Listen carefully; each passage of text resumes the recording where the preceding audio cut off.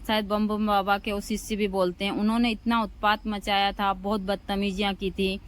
अब उनका सबका वहाँ से बोरिया बिस्तर बन चुका है और अब चक्र तीर्थ का पुनर्निर्माण होने जा रहा है। वहाँ एक अच्छा शमशान भूमि बनने जा रहा है।